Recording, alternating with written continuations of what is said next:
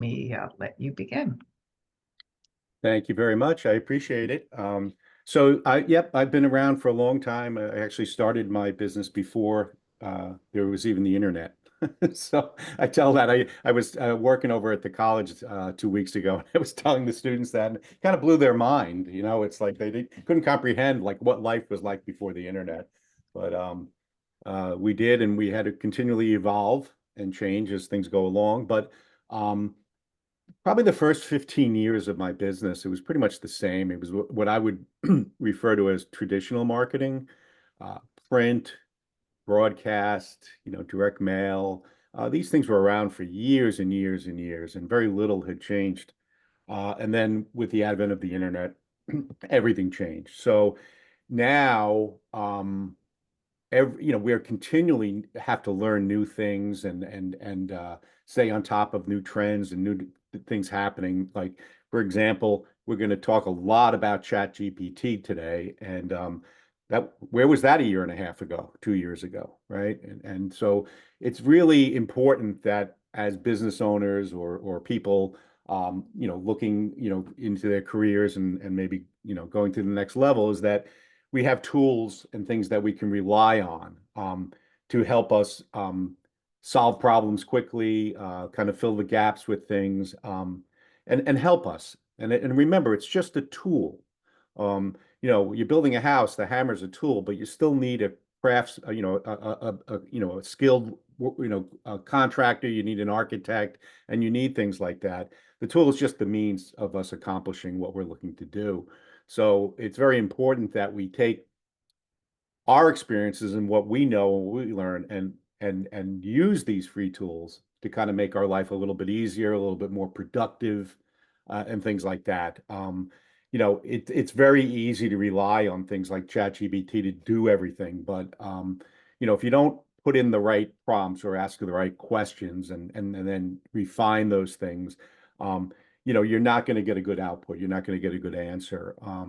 And then you still do need that human experience, even with ChatGPT, to interpret it. Sometimes it's not right. Sometimes ChatGPT is incorrect. So we need to understand those things. So over the years, I've tried, every like free tool out there. You're trying all these different things, and you know, um, uh, I've settled on a few that I've been using for a very long time, and I find them very useful. And most of these tools that I'm going to cover today, um, they have a free version, and then a lot of them have paid versions, and a lot of the free versions are not the greatest, but it can get you by with what you need to do. Um, some of these, like ChatGPT, I went with the paid version because I found it so useful in everything I do. So when we talk about these tools, I've kind of organized or categorized these marketing tools into like business resources, learning, social media management, search engine optimization, um, customer relationship management, graphic design, and emailing. So those are the things I'm going to kind of cover. So, Leslie, I think in the past what we've done is if someone has a question and you see it in the chat, just shout it out, and be happy to answer that question as we go along. But that these are the areas we're going to cover, and the first couple of free resources that I want to talk about is number one, the Small Business Development Center, which you're on right now, is a terrific free resource to help you. They are fantastic. They're there for you. They can help you with financial, marketing, technical matters, anything for your small business. So it's really, to your benefit to take advantage of these programs like the Small Business Development Center and what they offer.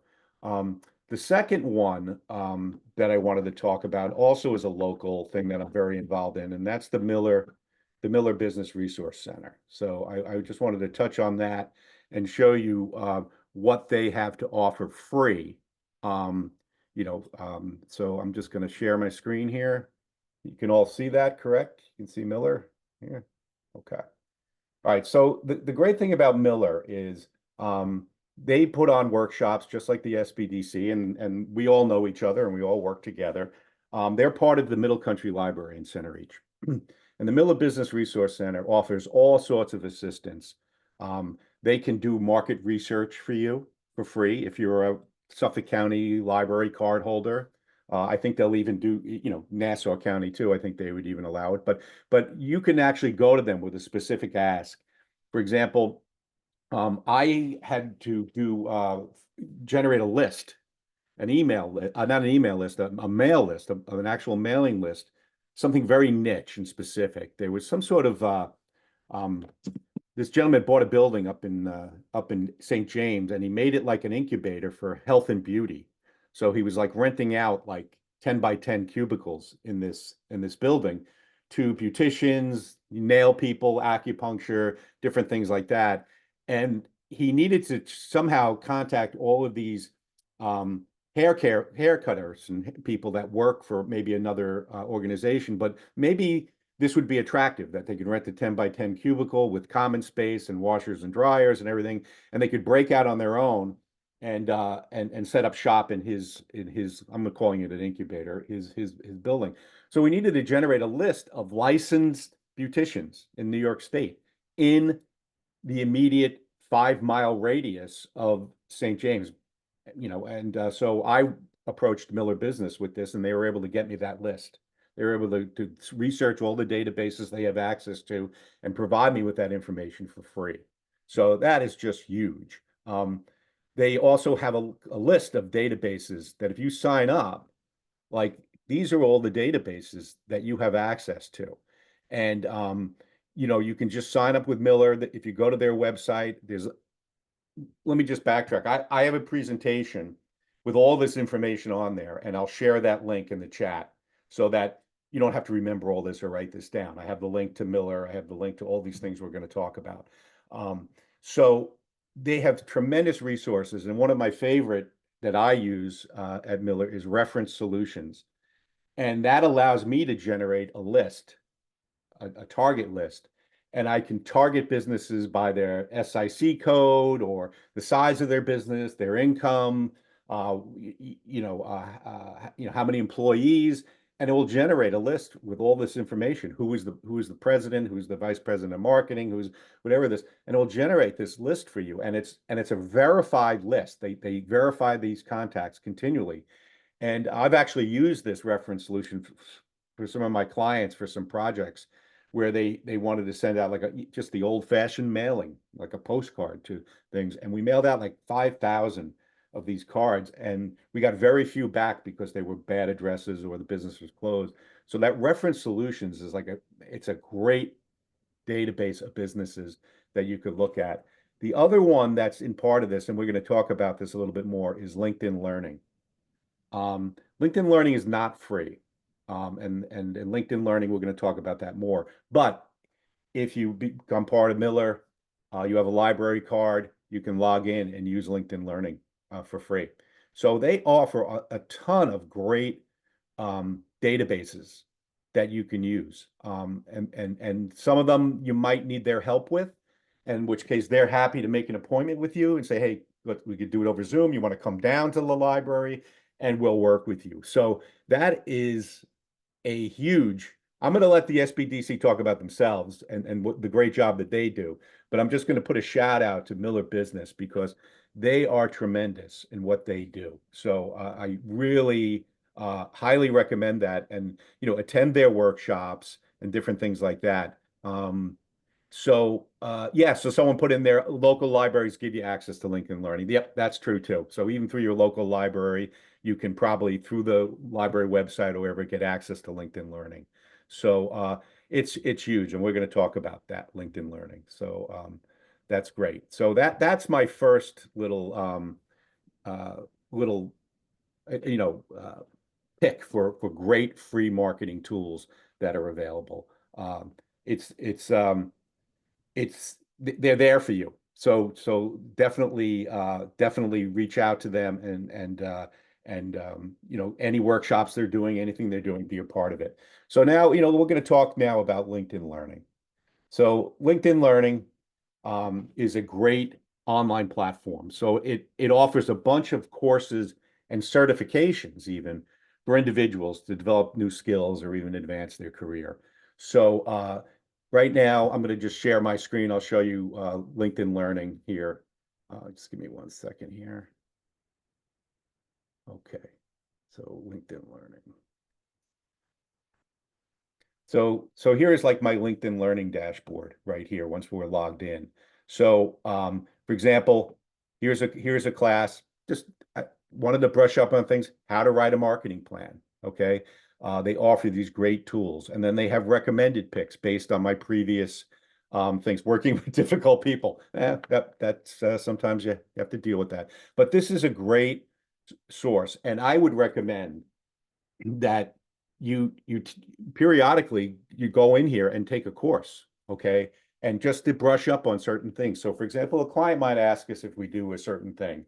Do we do WordPress websites, or do we do Drupal websites, or whatever we do? And sometimes like, yeah, but I need to brush up on it a little bit more. So what I'll do is I'll come into here and I'll search for a course and take the course. And they're broken out into very short little 4-minute segments. And so it allows you to, take in one segment if you want to stop and then come back. It's great. It's a great resource. But some of the other things, like I said, that they offer, like there's certifications, okay, which is great.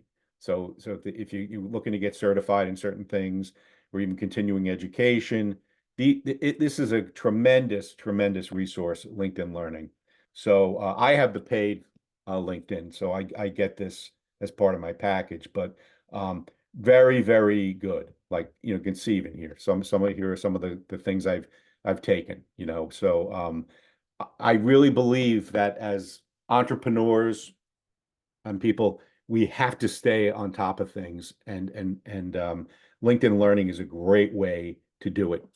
YouTube's pretty good too. So if you want to take a YouTube video and watch a YouTube video how to do something, that's great too. That's a very helpful resource. But LinkedIn Learning is really, really a great thing. So I highly recommend LinkedIn Learning. Does anyone have any questions at this point? I know I speak quickly, fast, and No, I don't see anything in here. okay, great. So we're going to talk about social media. So there's a couple of tools out there with social media that you can schedule your posts and bring in your social media accounts into one platform. I don't know. Can you see this buffer? When I change tabs, sometimes the Zoom doesn't like that. But do you see buffer in the window here? Okay. Yes, we do. I believe all right. that's what that is, yes. Okay, Yes. right. So Buffer, and there's another one called Hootsuite. These are social media management tools. Hootsuite does not offer a free thing anymore, I don't think. I researched it yesterday and I didn't see anything about a free plan anymore. But Buffer offers a free plan where you can link up to 3 of your social media accounts into Buffer and schedule posts, and you can post to all 3 of your social media platforms at once. So I don't really use it. And a lot of these tools that I'm going to recommend, like Canva and things like that, I don't use them. Okay. Because we're graphic designers, we design our own stuff and we do things, and I have a social media manager and things like that. But these are nice free tools that can really do a good job for you. So some of these, and I think also part of the whole what we're doing here today is not for me to show you how to use these, but it's just to kind of pique your curiosity or enlighten you with something and say, hey, look, here's a way that if you did want to bring in your 3 social media platforms and then go in and create a post, you can do that. So you can do it here. You can post to all 3 of them if you want. Like right now, I just have LinkedIn, Facebook, and Instagram. So you could do that and post all at once. And then they don't offer analytics in the free version, so you can't look at the post engagement or anything else like that. The free version is really just a way for you to kind of set up your posts, schedule your posts, and then send them out. So like here's for example, like with me with LinkedIn, with the posts I put in and different things I do. So Buffer is a great free tool to manage your social media accounts. Obviously, with the paid version, there's a lot more you can do. You could add more accounts. You can, review the analytics and different things like that. But Buffer is a great social media tool. Okay. So now we're going to talk a little bit about search engine optimization. Does everyone know what search engine optimization is? If anyone doesn't know, throw it in the chat, and Leslie, just let me know, and I'll talk a little bit more about it. But the basic thing of search engine optimization is that we optimize our websites so they can be found by search engine. That's the simplest explanation of that. So we use a variety of free tools to do that. One of the key tools and one of the best free tools that's out there, and you probably already know about this tool, is your Google My Business listing. Okay. So your Google My Business listing is a free listing that Google offers every business. Sometimes it will be set up for you dynamically, like Google might have already set it up and you just have to claim it. Or sometimes you have to go in and set up your Google My Business listing. So this is a great tool, free, to get exposure out on the web. Part of what your Google My Business does is it's also talks about, it also includes your maps, you appearing in a map search. So for example, down here, you could see, these are Google My Business listings right here, okay? They're showing up because they have a listing and they have a physical address and they've been verified by Google. Okay, so when you fill out your Google My Business listing, you put in the areas you serve, Nassau, Suffolk, or maybe you want to list towns. I think you're limited to like 16 towns, New York, whatever. But you put in your geographic region. In this case, this is Charleston and nearby areas. Okay, this facilitates the near me search, right? So if someone is looking for a pediatric dentist near me, okay, I'm in Charleston today, so that's why Charleston's coming up. So so it facilitates that near me search, local search, right? So your Google My Business listing is like critical to optimize that listing and fill it out. And it was funny because I just kind of searched when I was, kind of planning this out. I said, well, let me like focus on like a pediatric dentist. I just kind of picked it out of there. And when I did the search, pediatric dentist near me, this business came up. And what was great about this business is they really did a good job optimizing their listing. They have over 600 reviews. Okay. They have photos of their facility, 80 photos inside and out. They optimize. The more photos you put in about your business, things like that, it helps you in search engine exposure. They filled out their profile completely. They have a link to just want to make an appointment right here. You could do it right through your Google My Business listing. Then they talk about just some of the highlights of what they cover. Great. And then even look, busy times of the day. It's great to know. So if you're researching it, so many times we're looking for a service or a product or something. And these Google My Business listings come up. And it's like, all right, so we have to make a determination, like which company am I going to reach out to, right? And how do we determine who's going to be the person we're going to do business with? And a lot of times you go and look at their Google My Business listing and you see their reviews. You see that, they have a lot of things up there. You can even ask a question of them if you want, but they're really making an effort to get reviews. And the great thing about Google My Business is when you claim it and you can manage your listing, it will provide you with a link to get reviews. So it will provide you with a link to, you send that link out to someone, they click on it, they can leave you a review.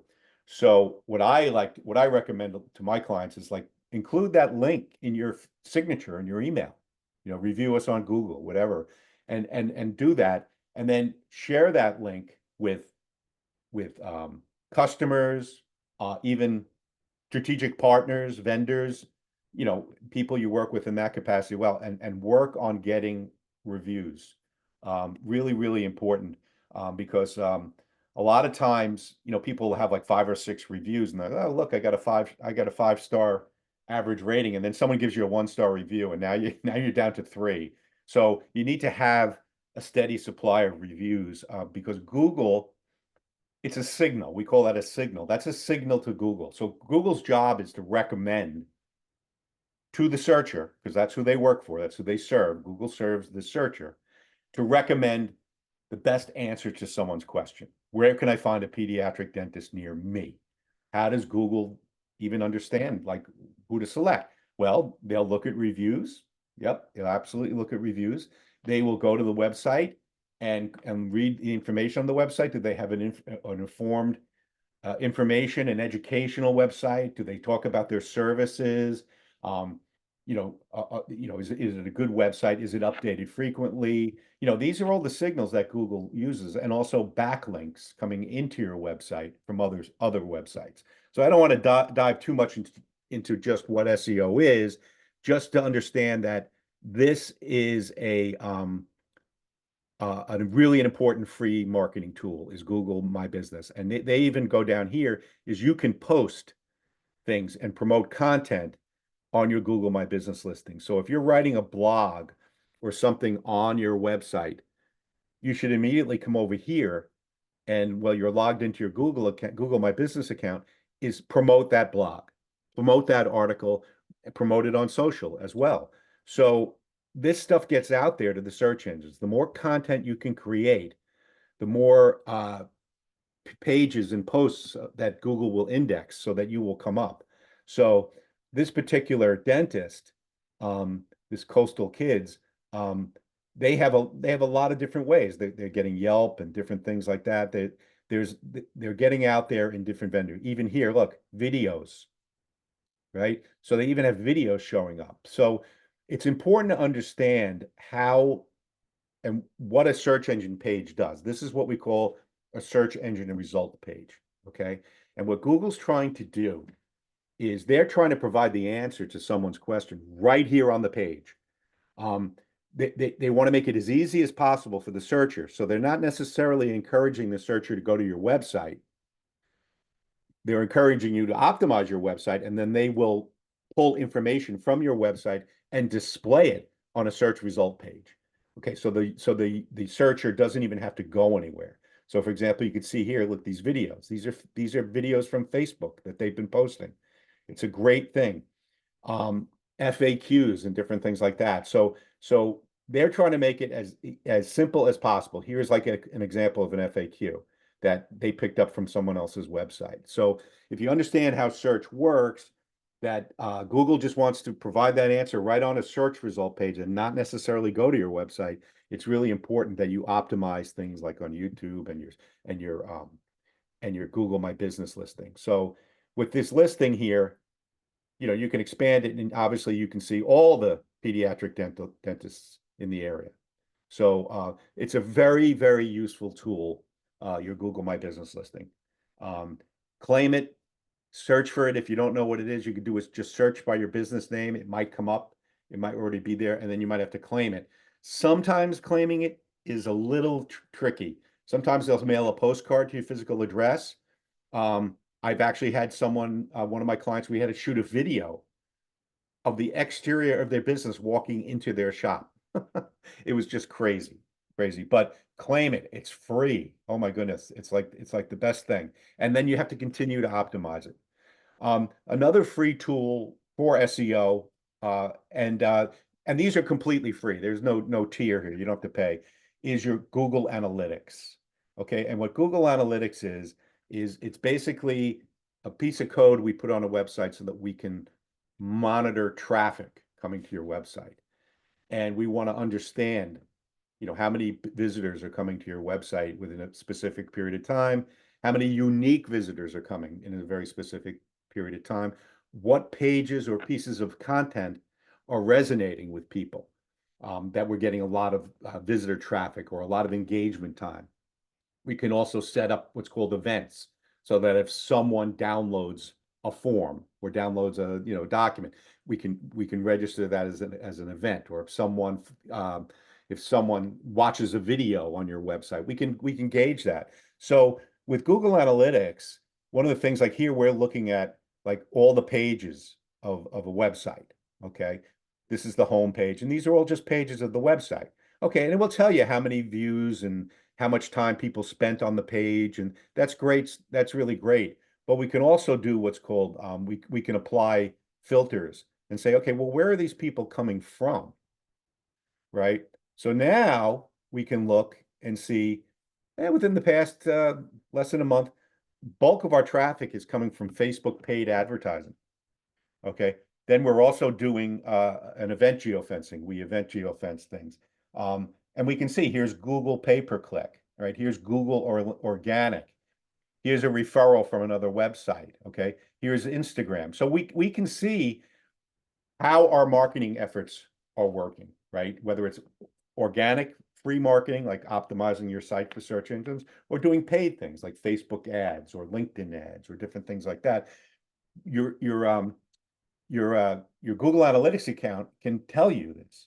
Another great thing about it as well is that you can kind of look at it and find out what percentage of mobile traffic and different things like that you're getting, and look at the different tech details and stuff like that coming in on your site and things like that. So for example, here we're looking at users. Here's how many people visited the website on a mobile device, on a mobile phone. Here's how many people are viewing it on a laptop, okay, or a tablet, or even smart TV. So this is really useful because I get a lot of clients with their website. They're fixated on how their website looks on a desktop, and they want to make sure everything's perfect and everything's in the right place. And they fail to understand that the vast majority of people are looking at a website on a phone, right? And they're looking at it on this size. So you need to understand that, like what's the percentage? Different businesses have different percentages. Some are 50-50 and some are not. But a big part of it is that they're doing it on mobile, okay? And we have to pay attention to that. We have to pay attention to that and make sure that we're doing that. So we can see popular, like I said, popular landing pages within a certain period of time. We can compare that to previous periods of time and see what we're getting there. So this is really, really useful, very, very useful. And some of these are blog articles that we write, so that's helpful too. So Google Analytics, that is free as well. So when you set up your Google My Business listing, that has to be linked up somehow with like a Gmail, or you associate your main email address to a Gmail address. You have to have like a Gmail address to set up Google Analytics, and it's free. You have to just go and set it up, and then just a little piece of code goes on the website, and we're able to track this stuff. So we can also look at even real time, where there's active users real time. And right now, for this particular client, there's only one person on. Now, here's an interesting little side note. Google tries to figure out where that user is in terms of location. And you can see here, this is coming up Coffeyville. And Coffeyville is in Kansas. And it's like, why would someone for a Long Island company be from Kansas? And the answer is Google doesn't know where the person came from. So they default to the geographic center of the contiguous continental United States, which is Coffeyville, Kansas. So they're just defaulting to the center of the United States because they don't know where it is. I kept seeing that in all my clients' things. And I'm like, I had to Google it and look. But able to give you real-time stats and things like that as well. Some of my clients, we do e-commerce, selling online, and we can track the e-commerce in Google Analytics as well. So it's a fantastic free tool. It lets you know how your website's being used, where is traffic coming from here, traffic acquisition. So you can look and see how are people coming to our website. So there's a few ways. Obviously, here we got paid social, display ads that are out on different websites that can come in, organic search. Okay, so people did a Google search, you came up, they clicked on it. Direct means they know your website URL and they put it in. And here's more paid search. Referral is you have your website listed on another website and they come to you. So organic video, like these are the ways they find you. So it's very good to see this. And then you can look at the different things and see, wow, look at organic search, how much session time people spend, how many events per session, the engagement rate. Look at how much higher organic search is over all the other things, paid search and all those other things. So it's very useful for you to understand how important organic search is. People trust organic search. So Google Analytics is a great free tool to let you know how your website's being used. And it's not 100% accurate, but it tells a story over time. Okay, it's the simplest way to kind of convey what it does. So that's Google Analytics. So now we're going to talk about another couple of search engine optimization tools. Leslie, we good? Yeah, we do have a question. Jennifer would like to know, what if your business provides a service to other businesses throughout the US? And what choice do I select? Online retail, local store with customers visit you, and service business where you go to the customer and she doesn't want to limit her reach. Now, is this for the Google My Business profile? Would you like her to, Yeah. Go ahead. Yeah. Jennifer, you want to unmute? Yes, hi. Yes, this is for the Google My Business profile. Yeah. All right. So you're talking. So you're talking about whether it's B2B. It doesn't. Yeah. I mean, obviously you can fill out the profile, and I think there's different things in there you can put in.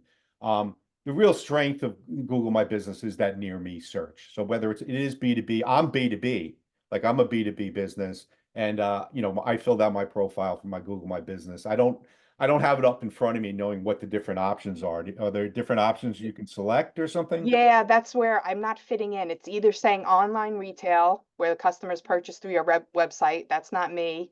Local store where they visit you. That's not me. And a service business where you visit your customers, and that's also not me. So it's almost like you're a wholesaler, like you're dealing with other businesses that sell your product? No, I guess I provide insurance claim services through for companies throughout the US.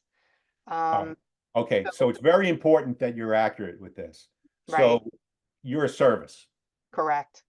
You are a service. There's no, and now the question is do you have a brick and mortar shop where people can walk in, or in which case, you would put in your address, and that would really be a near me search, right? If you're in Sayville, right, you put in there and you say you service Suffolk County, then it's going to facilitate the near me search. If it's national and things like that, you can leave it wide open like that. But then I'm assuming that you're a service business and they don't. One of the questions is do people come into your shop or not, or something to that vein? And you would say no, Okay. right? And then it might not even, and then I think it will suppress your address, right? Because you have to put an address in Google. Google My Business needs to know you're a real business with a real address. That's their vetting, right? They're vetting it for the person doing the search.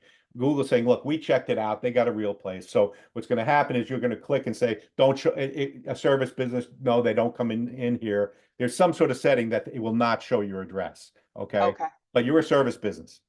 Correct. Thank you. Yeah, no problem. No problem. All right. So we're going to talk about a couple of other things, and we're going to get in deep with one of these particular things. Also with search engine optimization is something called Ubersuggest. Now, you can see this thing, Ubersuggest here, right? So Ubersuggest is a website developed by a gentleman named Neil Patel. Now, Neil Patel is the GOAT of search engine optimization. He is the greatest of all time. He is the go-to guy. So if you want free tools to learn about search engine optimization and search engine marketing, and even gets into social, you Google Neil Patel. He's got a great blog with a lot of great insight.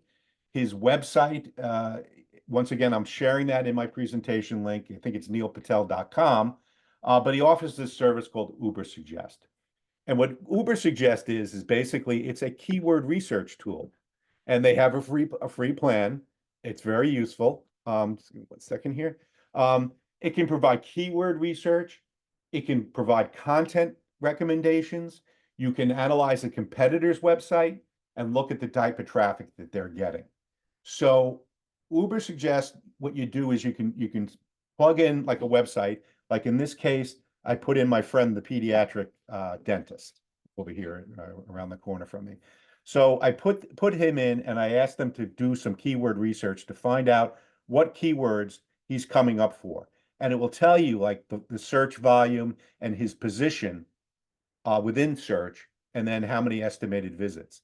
So it's a really cool tool, like here, pediatric dentist Charleston. That's probably going to be one of his most important search tools. So this generated this keyword list for me, and I can even go in and look even deeper within there and see what other websites are using those same set of keywords. So here's like a list of competitors. So when we do keyword research and we use a tool like Ubersuggest, we want to focus on long tail keywords. So for example, dentist is not a long tail keyword. Pediatric dentist, a little bit better. Pediatric dentist near me, gold. Pediatric dentist Charleston, where I am, gold. Those are what we call long tail keywords. They're far less competitive. That if we did a search, even did a search pediatric dentistry, if you're logged into your Google account, I don't want to go crazy here, but if you're logged into your Google account because you have Gmail or something like that, when you do a search, Google knows where you are, right? Because you're logged into your Gmail account. So if I were to do a search right now, they know I'm in Charleston. So they'll provide me pediatric dentist near me is Charleston. But if you're not logged in, they don't know where you are. So if you just typed in pediatric dentistry, you might just get a bunch of irrelevant recommendations. So we focus on long tail keywords, and what we do with this stuff, right? This is, you know, great thing. What we do with this stuff is we can go in and now take these keywords, the ones that are really resonating, that are getting high search volume and different things like that. And now we can utilize ChatGPT, which I'm going to talk about next, to go in and give us ideas for blog ideas based on these keywords. Okay, so we can do some keyword research here. We can actually do the keyword research in ChatGPT too, but this is a great free tool, and it will tell you different things about, you know, different keyword ideas and opportunities with SEO and different things like that. And it will tell you what, and it will also tell you what's wrong with your website and what you can fix and different things like that. Backlinks, it can tell you where you're getting backlinks from. And once again, I said a backlink is a link from another website to your website, and that is gold. That's an endorsement. When you get a relevant backlink from someone to your website, Google says that's a vote of confidence, right? So this dentist here in Charleston, he's got backlinks, and like these are mentions of him in these different articles and different things, these different websites, different stuff like that. So here's an article, pediatric dentist thing, you know, these are mentions of his business on other websites. So it's a really cool thing, you know. He's doing something with Groupon or whatever, but backlinks are important, and this tool will also let you know where your backlinks are and stuff like that. So Ubersuggest, it's by Neil Patel, is a great free tool. You can, you know, do a site audit, keyword, find out the estimated traffic, because you want to know with certain keywords, are people searching for it? The biggest challenge I have is a lot of times clients will have some very specific niche or product that people don't know exist, right? Or they're not really sure what to call it. Well, how do how does the search work then, right? So it's, you know, how do you get people to search for it? And the answer is really you have to really inform people and educate them on your website and utilize social media for brand awareness, to build brand awareness. So this is an excellent tool for keyword research, auditing your website from an SEO perspective, and getting some ideas for content. Even it will even recommend ideas for content. I find that to be a little clunky. Some of the recommendations they make are a little out there, but they do have, they could even write something. They have an AI generator in here too, where they'll write a blog or something. But I just use it as a keyword tool. Okay, it's a simple keyword research tool. So so that's Ubersuggest. Okay, now are people familiar with ChatGPT? Are people using ChatGPT? It's a relatively new thing, but it's a really useful thing. Okay, so we get people that are using it. So ChatGPT is a great tool. An AI assistant is how they position themselves. And I use it every day, all throughout the day, to help me get over, you know, get jump started on something, kickstart something, help me get going. ChatGPT, you can use it for anything. You could use it to plan your trip itinerary. You could get recipes for healthy Mediterranean diets. I mean, all those things you can do. It has all those possibilities.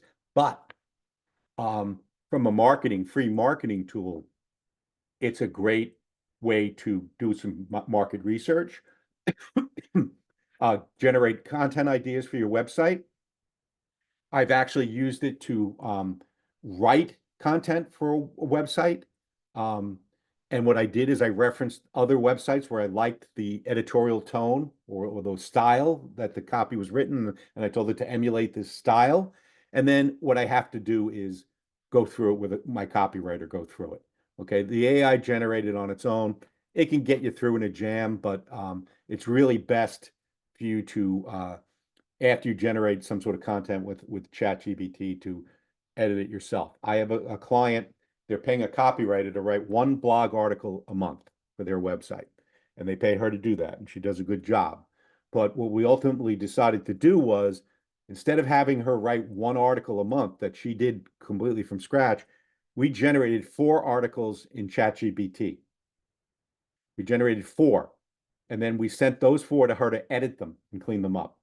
So she got paid the same amount of money. It took her the same amount of time, but instead of writing one article, now we had 4. So we utilized her in a different way. Instead of being a writer, she became an editor, and it worked out quite well. So I'm going to throw in a couple examples. Everyone can see the ChatGPT. I'm going to share that and show you that window there, and show you some examples of how you can use it. And these are just very basic prompts. And the thing I will say to you with ChatGPT is you can sign up for a free account. Is that the answers, replies that it's going to spit out are only as good as the input, what you put in terms of the prompts and being specific. And then even after they output an answer, there's refinement.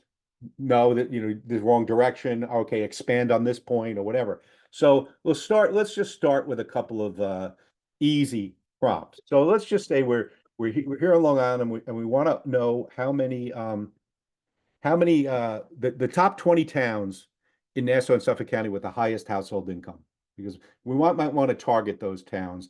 We're going to try to target high net worth individuals and more affluent communities, and we may use Nextdoor app do it, in which case we can pick zip codes, or we might use Google and pick zip codes, or whatever we're going to do. So I just put in a prompt to ChatGPT, and what I do is I tell it what its role is. You're a marketing expert, okay? And I'm asking it to provide us with 20 towns and zip codes in Nassau and Suffolk, okay? So here it is.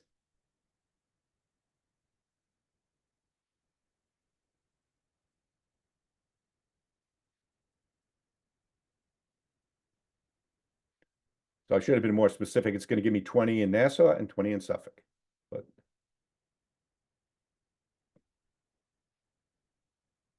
so it spits this out very quickly. So if I was going to do kind of a geo-targeted campaign to high net worth individuals, for example, I do some marketing for a individual that does sorry, it logged me out. A gentleman that installs electric vehicle charging stations at homes. So I want to target high net worth individuals because they cost $10,000 to install these things. So I would generate a list like this, and this would be very useful for me. So it's very helpful. Okay. So now what I'm going to do is say, okay, what's the best way to, how can I reach them?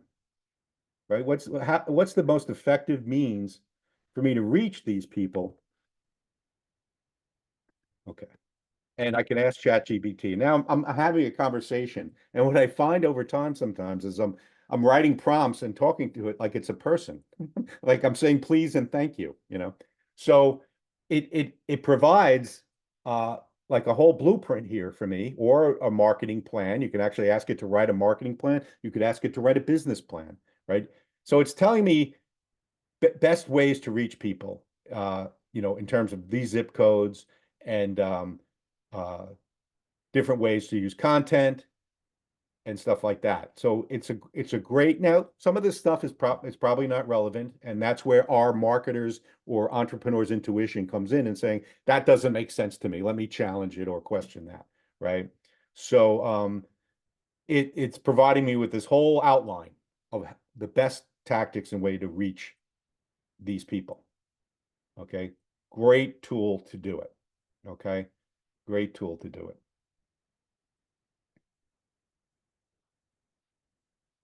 So it's just finishing up. I apologize. It's relatively speaking, it's taking a long time. So it's recommending streaming ads because we can target zip codes and household income. A lot of these different tactics that they recommend is we can target household income within a zip code. There's a lot of different advertising things that can do that. All right, so I'm just going to tell it to stop, okay? So just going to say stop. But one of the things, just kind of playing around with it, is I asked it to do a voiceover for me. Okay, and I just put in the details from our workshop here. So it actually created a voiceover.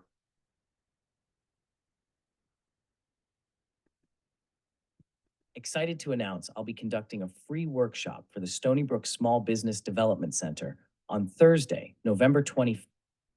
Just that, great tool, if you need it for something like that. But these are a great way to get a jump start on some marketing ideas. Okay, so now one of the other things I use ChatGPT for, and I use it a lot, is to generate content for articles, social media posts, and different things like that, because it's essential that we continually update our website and create a new piece of content that is keyword focused so that Google understands, what is this about? This is about braces, pediatric dentistry, braces for children, or whatever. So I'm going to take my friend, the dentist down the road, and I'm going to ask ChatGPT to review the site and come up with a list of keywords. Okay. Same thing we could do at Ubersuggest, we could also do it here. So I ask it to review the site, and here it is. They looked at the website and they gave me a great list of long tail keywords. Okay, notice it's Charleston, Charleston, Charleston, Charleston, near me, and things like that. But this is invaluable. So these long tail keywords are absolutely essential in determining or steering us in the right direction of what type of content should we write on our website. Okay, so we would want to write an article about one of these things. Okay, so it's very, very easy to do, where we can go in and provide some information to ChatGPT and ask him to write an article for us. So what I'm going to do is I'm going to put in a prompt and say, I'm just copying my prompt. All right, so I'm going to say, write a 1,200-word article, 4 FAQ questions and answers, and 4 Facebook posts for my friend down the road, Coastal Kids Dental and Braces, and I put in their website. Okay, the topic is benefits of dental sealants for children. Okay, because that's one of the set of keywords up here that we found. So it's going to write an article based on that and include a call to action to make an appointment. So boom, we asked ChatGPT to go to work. Okay, and yeah, here it goes. It starts writing it.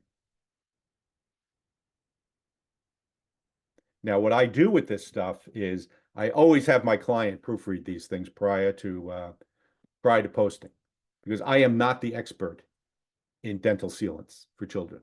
Okay, so I asked them. So, for example, I just wrote an article the other day about secured versus unsecured debt for a debt collection attorney, and I submitted it to him, and he had no changes. He said it was perfect.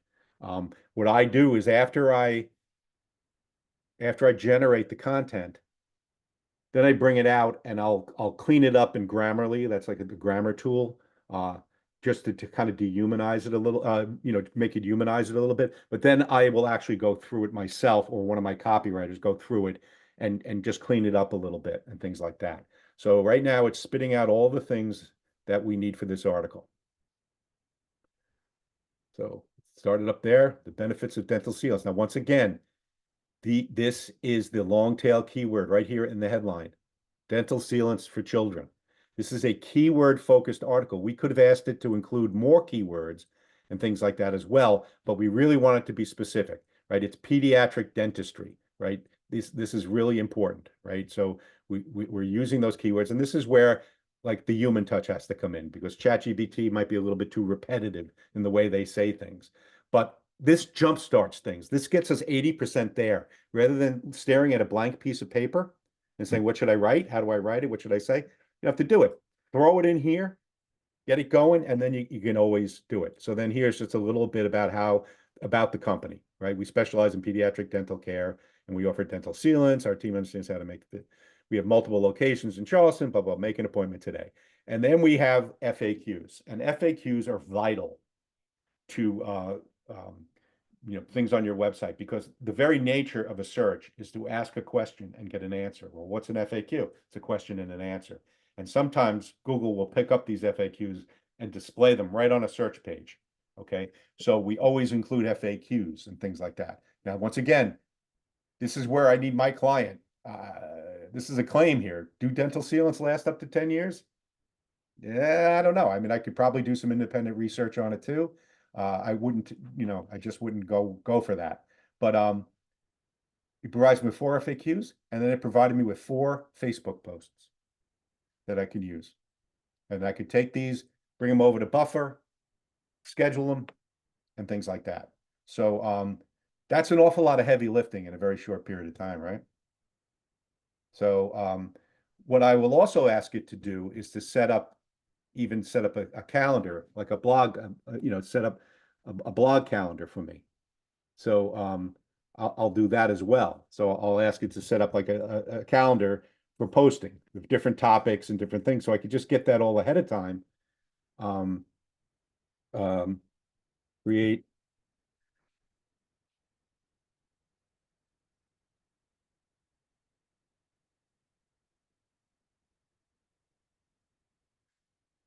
headline, keyword focus,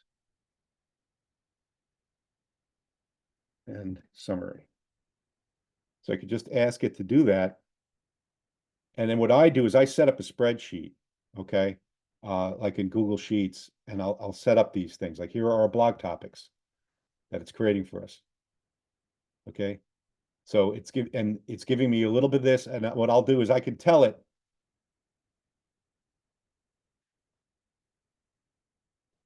output this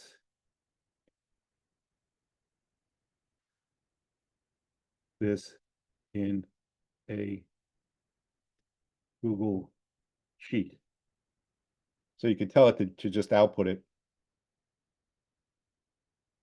and it will create a sheet for me that I can use. So it will take that, it will give me a link, and I'll have a sheet. So it's a very useful tool. And then this way I can I can schedule all of my content throughout the year and get ahead of it, write them ahead of time and schedule them when I have some downtime. So ChatGPT is an excellent tool for that. One of the things too, in terms of like a marketing plan or things like that, or one of the things you could ask it, for example, one of my clients came to me and they're concerned about, in the future, their government grants and government money drying up, and it's a source of funding for them. So we were trying to brainstorm some ideas and do different things. So I said, hey, let me just throw it into ChatGPT and ask it to generate a step-by-step solution. And then I also said, think of things I may not have thought of. I'm telling ChatGPT. So, once again, I'm taking like my client's, challenge here and asking ChatGPT to come up with a solution. It's thinking. Here's my link to my Google Sheet, by the way, that I can use. So I don't know why it's not thinking, but we'll come back to that. All right, so I just downloaded my Google Sheet for the other one. So I don't know why that's not going. Not cooperating there. All right, there it goes. All right, so it's going to give me a really detailed step-by-step thing about addressing the anticipated shortfall in government funding. And it goes on, and it gives us some ideas, and some of the ideas are not good and others are okay, so it's a very useful tool to do this. So does anyone have any questions about ChatGPT? There's paid ones. I use the paid versions for a lot of stuff. It's only like $4 or $5 a month, but you can use the free one. And like I said, you can ask it pretty much anything. Like we actually put in code from a website. If we're having issues with making something work on a website, we can drop in the code and ask it to analyze the code, and it will tell us what's wrong with the code, and we can fix it. So that's a pretty cool thing. So Any questions? That's a big one. We do have a couple. Oh. I think you're going to have to do Henry's as a sidebar. He's interested in learning about SEO for e-commerce. So I think we'll have to do something a little later with him. Yeah, the SEO with e-commerce is once again, it depends on if you're using like a Shopify or WooCommerce, or some of them have built-in modules that will help you with SEO. And it's important that there are things called meta tags on each page that describe what's going on the page, and you can do those right within your Shopify or WooCommerce platform. So once again, the premise with e-commerce is the same thing. It's content marketing. So you're going to have a blog also and write about products and write about how the benefits and how they're used, or different things like that as well. It's all about getting that information up in front of the search engines. That's the most important part. So yeah. And the other one, Selman, did you get your question answered?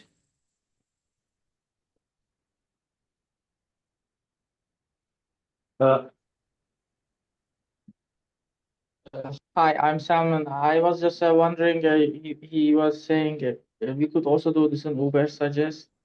Can Yes. we do another one in Uber Suggest?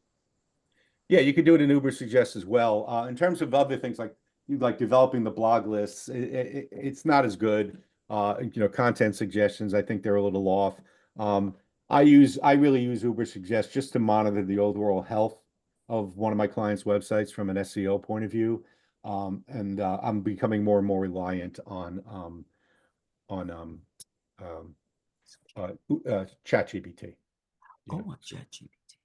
So ChatGPT is a really good, really good thing. So I highly recommend it. If you don't have it, just go in there and start using it. And it's really, really cool. So okay, so that's ChatGPT. We're good. We're caught up on questions and everything else, right? So there's a couple of other free tools that probably most people know about. Google Drive, right? I mean, they understand what Google Drive. I'm actually using Google Drive right now. This presentation that you're looking at was created in Google Sheets, which is their free version of PowerPoint, right? They have their different free versions. So we use it to build our lists for our, Google Sheets or Google Docs. Our blog content, we'll put it up there. We'll put up our editorial calendar in a spreadsheet format, keywords, all our stuff we'll use Google Drive for, because we can collaborate and we can share just like we're doing now. Okay. You guys are looking at my presentation, and I'm going to share my link to this presentation with you that you'll be able to use. So we couple of three tools here that I use all the time is Google Drive, Evernote, and Trello. Okay. Evernote is a note-taking app. It's my filing cabinet for everything I do in my office. And Trello is kind of like my project management tool, right? So we talked about Google Drive, right? It's cloud storage, right? You can share your documents, right? Documents are like Word documents. Spreadsheets are like your Excel files and different things like that, and you can share them. And then presentations. Google Slides is what I'm using right now for this. So, and then there's another thing called forms, where you can actually create a form and embed it on a website, and it will, when things are submitted, the answers to those form queries will go right into a Google Sheet. So it's an easy way to deploy an online form, right? So Evernote, like I said, is a note-taking app, okay? And they have a free version, and basically I use it for everything in my office. It's my filing cabinet. I don't have paper. There's no paper in my office because there's no office. Okay, we all work remotely. I'm in Charleston. My team is in Long Island, Detroit, Nashville, and Mumbai, India. So there's no filing cabinet. Okay, Evernote is our filing cabinet. And what's great about Evernote is you create a note, and then what you can do is you tag it. So you might tag it with your client's name. You might tag it with what kind of note is it? Proposal, different thing, a specific job, and you can tag it. So everything goes into one big hopper.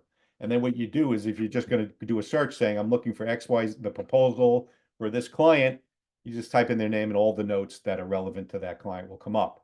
It's great because they have a mobile app as well that you can actually, if I need to access a file like a contract or a proposal or an estimate or whatever it is, I can do it right on my phone if I'm standing on the line at the bank. So Evernote we've been using it now for, oh boy, I would say close to 10 years. You know, we probably have 20,000 notes in there, okay? But we don't create folders and categorize it by client. It all goes into Evernote, we tag it. So if we just type up a tag, type up the name, all those notes will come up. We can consolidate the notes, we can share the notes. There are integrations between Evernote and like Trello where you can link them up together, which is a great thing. But Evernote, their free version, you can create up to 50 notes in the free one, and you can only connect it to one device. So if it's going to be your phone or your desktop, you're limited. And you can put 250 megabytes per month up there. Okay. We have the paid version. It's, I don't know, $12 a month, I think. I don't recall, but you know, it gives us like I don't know how many gigs a month of space we can upload, and we never even come close. Like we put all our correspondence up there. If we have an email from a client, you know, with something, we can just forward that email right into Evernote. Okay, so you can set up a free account with Evernote. Like I said, I don't want to go through here and demo all these things and show you how they work. I just want to kind of like light you know, kind of inspire you a little bit and let you know that these are great ones. Now, look, Teams, Microsoft Teams has all these things integrated into one platform, you know, with their OneDrive and all these other things. But I don't use Microsoft Teams. I don't like it. You know, we use Zoom, we use Evernote, and things like this. So my whole team has access to all the things that we put in there. So if my bookkeeper is billing for a job and she needs to know, you know, how much money did we spend producing this job in terms of vendor things, all that information's up there. So she has access to it. She doesn't have to wait for me. You know, it's there. So Evernote is a great, it's my filing cabinet. That's the simplest way to describe it, is I put everything up there. I don't put large assets like photos and videos and things like that up there, because I use it strictly as a document app. And like I said, we've been using it for years, and it works out really, really well. Any questions about Evernote? They have a desktop version. You can download an app. I use the app. I have the app on my computer, and I have the app on my phone. So and it's all synced up. It's great. So Trello I use it for project management, and I'll show you Trello in a minute. I'll show you the board and things like that. It's a great way for me to track all my marketing tasks and different things like that. So I think what I'm going to do is I'm going to show you Trello. So let's just give me a second here. I'm going to call up Trello, and I use an app for Trello. So just give me 1 second here. Okay, here we go. Trello. All right, so this is Trello. Okay, so Trello, the way I use it is I categorize my different project types in terms of marketing. New websites. Okay, and there's actually, for each of these is a card and different things like that. Website projects, marketing projects, social media campaigns, SEO campaigns, pay-per-click campaigns, geofence campaigns. We do something we make websites ADA compliant. Okay, then I have a large pharmaceutical client that I do a lot of work for, so they got their own row here with stuff. I even list all my licenses and subscriptions for all the different things that we use. So this is a great tool that when you click on it, it expands, and this is where I have my notes, my correspondence, and different things like that, that when I speak to the client, or I want to just keep track of things, or I have a nice little to-do list and different things like that, I can assign a task to one of my team members by just typing in their handle. I start to type in their name, boom. Then I leave a message, bill this client, whatever, and then she gets it. So it's a great tool, and you can see it does integrate with Google Drive. It does integrate with Evernote. It integrates with Slack. So I use it as a project management tool. It's just so I have the board here, and I can keep this stuff all straight in my own head. So I'll go through this and say, all right, this website, this new project is done. It's completed. It's launched. Well, now it's not a new website anymore. So now it's going to be a maintenance project. So now I can drag it over here if I want to. I can move it off to an inactive board. I have inactive projects, so I can make it inactive, and it will go to a board and leave here. So this is a really cool thing. You can see here, like these are the people involved with it and stuff like, it's just a great way for me to keep track of everything we're doing. Okay. And what we do is, like I said, we have a checklist for all these projects. And what we do is I'll assign that checklist. Sorry about that. I'll assign this checklist. In this case, it was something I needed to do. And then when I was done, I just click it off and it's done. So it's a great way for me in the morning when I get up to assign projects and things like that to my team and keep track of stuff or create a reminder. And then the reminder will just pop up on my screen. I'll, adjust the billing for this campaign or whatever it is. So it's a really super visual way for me to keep track of everything and put in some notes.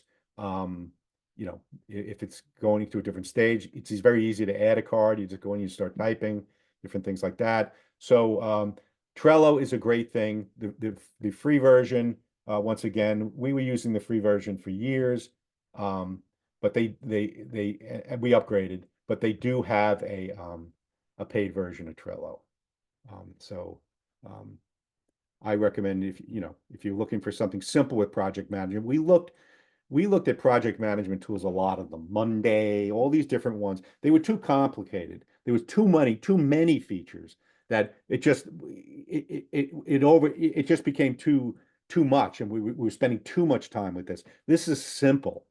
It's very simple. It's a simple way for me to put up a task for one of my coworkers to take care of something, and then I'll get a notification when it's done. I can set up a reminder. I could even invite clients to my Trello board if I want.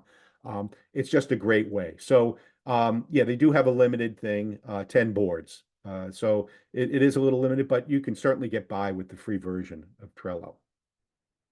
So anyone have questions about Trello? I know I go through this quick, but it's a lot to cover. No, someone had asked if there was a free version, but someone else, thank you, Kevin, responded to her. Okay. All right. So we talk about graphic design and some different things like that.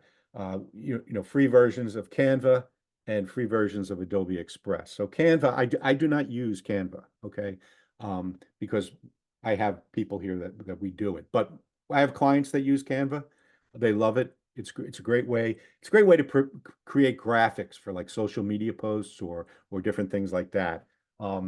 They do have a free version, but it really is, you can create a lot of nice presentations or marketing materials with Canva. And I'll show you Canva in a second. But it's a great do-it-yourselfer kind of thing. Us as graphic designers, we kind of thumb our nose at it and say, well, we do it. We have professionals here that do it, but Canva does a really good job. And I have a couple of friends that have agencies and graphic design studios, and they use it. They use it almost as much as like Photoshop or Adobe Illustrator or some of the other products. So Canva is a great tool. The free version, not a lot of things you can do in the free version. But there is some stuff. They have some templates you can use. They do have a library of graphics and photos you can use and things like that. So Canva is a great tool if you need to you want to design like a nice social media post or a nice presentation, something professional using templates. Canva is a great tool for design and things like that. Then the other one is Adobe Express. So Adobe is the big one where they have Photoshop and Illustrator and InDesign and all these other Adobe products, which we use. But they make a free version called Adobe Express. Well, Adobe Express has a free version.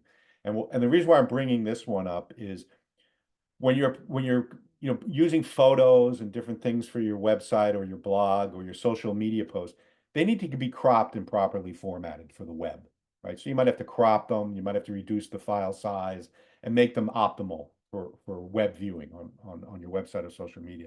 So Adobe Express is a great tool that you can use to edit a photo, even crop it or do some, lighten it, darken it, do some retouch and things like that. So Adobe Express is a really, really useful tool to do that. They also have a video aspect as well. But once again, it's a tool you can use kind of like Canva to do some produce some materials and things like that. I'm bringing that primarily for like photo editing and things like that for your social media posts and stuff like that. So Adobe Express is a great, great online tool. But I just want to touch on, I'm going to touch on stock photos in a minute, but so Adobe Express, once again, they have templates, basic photo editing, right? Cropping, resizing, using filters, right? And sometimes that's cool for social media. Add text and elements to images, right? And then you can store the stuff up in the cloud. And then they also have a free library of stock images and Adobe Stock. We use Adobe Stock a lot.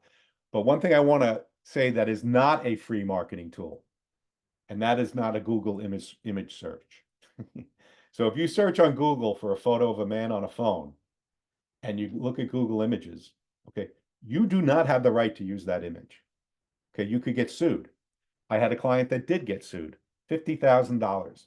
Okay, they took unauthorized images, and within these images, they put metadata. So they can track them and see where the images are being used. And my client got sued for lifting photos from Google Images. So Google Images is not a free source of photos for you to use. Okay, there are free things out there that you can use, but Google Images is not one of them. So be very mindful of that. And with Adobe Express, they do integrate a free library, which is good. Okay, for email, MailChimp, Constant Contact, you know, they have free plans. I like MailChimp. I like the templates they have. I just kind of like the interface. It's a little bit more user-friendly than Constant Contact. You can set up a form on your website to sign up for a newsletter that integrates with MailChimp. MailChimp can also be used as a CRM. You can actually use MailChimp as a customer relationship management tool where you can track customers. Did they fill out a form? Did they do this? Did they do that? It's a lightweight CRM too.